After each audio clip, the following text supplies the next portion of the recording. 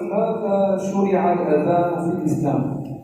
عندما أوجب الله سبحانه وتعالى الصلاة على المسلمين فلا بد من عمل ينبه المسلمين أو الغافلين على وقت الصلاة. Baik, yang pertamanya ialah kenapa disyariatkan azan? Ini kerana perkara utama yang diwajibkan oleh Allah Subhanahu wa taala itu ialah sembahyang 5 waktu.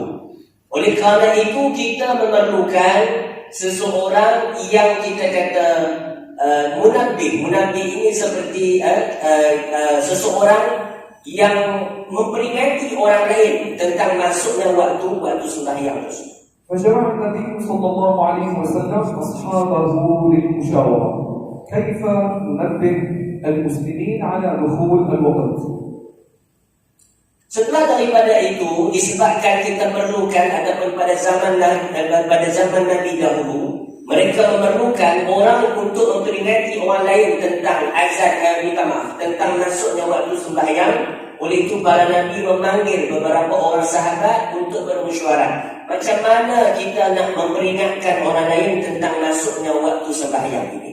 فأشار بعض الصحابة أن يرفع راية عند دخول وقت الصلاة فرفض هذا الأمر لأنه لا يفيد النائم ولا غيره.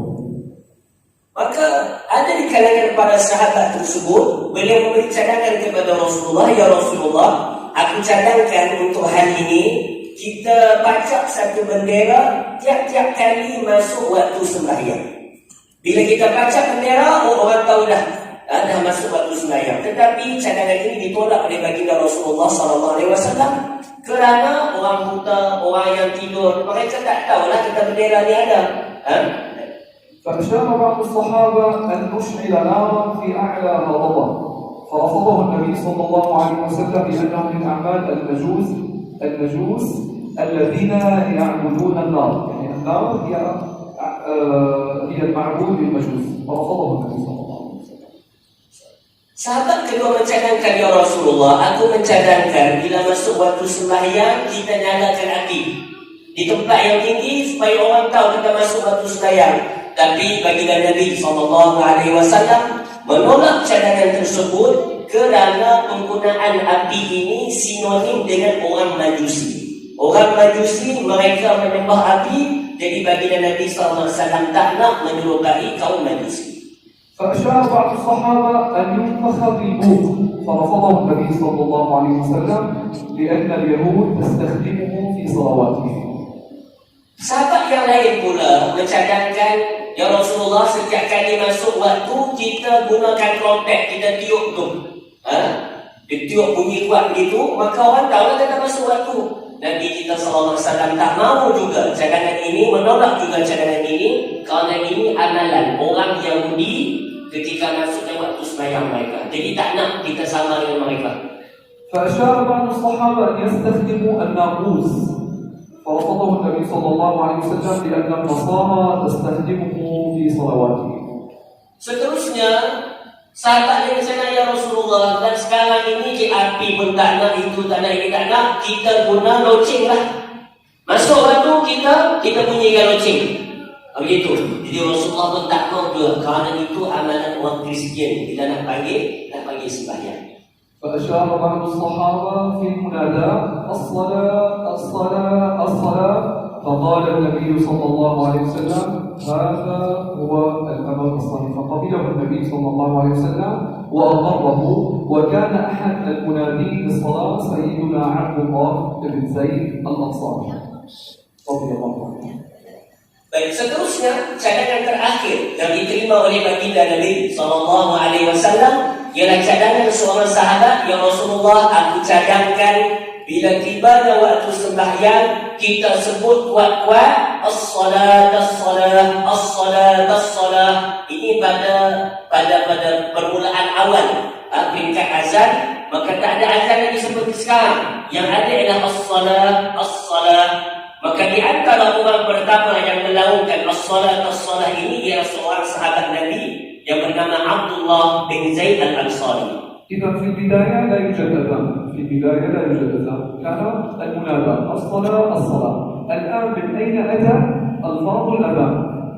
كان سيدنا عبد الله بن زيد الأنصاري رضي الله عنه في حال النوم واليقظة، ليس نائم وليس يقظان، إذ عرض له شخص وقال له: إلى أين أنت ذاهب؟ فقال: لأنادي بالصلاة. فقال له: ألا أعلمك كلمات تقولها عند النداء؟ قال: بلى. Baik. Maka difahami daripada apa yang kita sebutkan tadi, pada peringkat permulaan masih tiada azan. Yang ada ialah hanya seruan untuk sembahyang as-salat as-salat. Maka yang buat kerja ini, yang menyeru orang untuk datang sembahyang ialah Abdullah bin Zaid al-Ansari. Satu ketika mana beliau tertidur, maka beliau menjumpai seseorang dalam mimpinya. Maka orang itu berkata kepada Abdullah bin Zaid, Abdullah bin Zaid, nak pergi mana tu? Abdullah bin Zaid kata, aku nak pergi masjid lah, nak seru orang datang sembahyang. Maka orang yang dia tengok dalam mimpi tersebut berkata, Abdullah bin Zaid, maukah aku ajarkan kepada kamu beberapa kalimat untuk kamu sebut, untuk panggil orang datang sembahyang? فقال له: ألا أعلمك كلمات تقولها عند النداء؟ قال: بلى. قال له: قل الله أكبر الله أكبر مرتين، وأشهد أن لا إله إلا الله مرتين، وأشهد أن محمدا رسول الله مرتين، وحي على الصلاة مرتين، وحي على الفلاح مرتين، ثم قل الله أكبر مرة، ثم لا إله إلا الله مرة. Maka Abdullah bin Zaid pun mengatakan, ya, silakan ajarkan aku kalimat-kalimat tersebut. Maka disebutkan dalam mimpi itu, maka lelaki itu berkata, wahai Abdullah bin Zaid, katakanlah Allahu Akbar sebanyak 2 kali. Kemudian asyhadu an la ilaha illallah 2 kali, asyhadu anna Muhammadar Rasulullah 2 kali, hayya 'alas salah 2 kali, hayya 'alal falah 2 kali, Allahu Akbar sekali, la ilaha illallah sekali. Maka itulah lafaz azan yang diajarkan oleh orang tersebut melalui mimpi yang dilihat oleh Abdullah bin Zaid al-Ansari.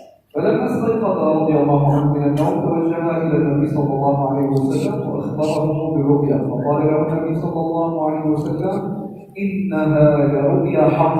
ثم قال له النبي صلى الله عليه وسلم: لقن بها بلال فإنه أندى منك صوتا، أي أجمل. من هنا أتى الإجازة بسيدنا. Maka Abdullah bin Zaid, tak kala dia bangun dan akan terjaga daripada tidurnya tersebut, maka terus dia pergi bertemu dengan baginda Rasulullah SAW dan mengatakan, ya Rasulullah, aku tidur tadi, ada orang ajarkan kepada aku kalimat-kalimat yang aku patut gunakan ketika mana nak seru orang datang sembahyang di masjid, ataupun untuk mengiklankan bahawasanya waktu sembahyang telah masuk. Maka diceritakan kepada baginda Nabi SAW lafaz-lafaz tersebut. Maka respon Nabi SAW, baginda menyatakan, innaha la ru'ya haqqun. Wahai Abdullah bin Zaid, apa yang kamu lihat dalam mimpi kamu itu sememangnya benar. Maka baginda Nabi SAW mengarahkan Abdullah bin Zaid, wahai Abdullah, tolong ajarkan kalimah-kalimah yang kamu dengar, yang kamu tengok dalam mimpi kamu itu kepada Bilal bin Rabah. Kerana Bilal mempunyai suara yang lantang dan lebih, kita kata suara yang lunak dan lantang untuk dia melakukan azan. Maka Fadilatul Syekh menyatakan, di sinilah permulaan ijazah azan. Ijazah itu adalah tuan-tuan kebenaran melakukan sesuatu. Itu makna ijazah.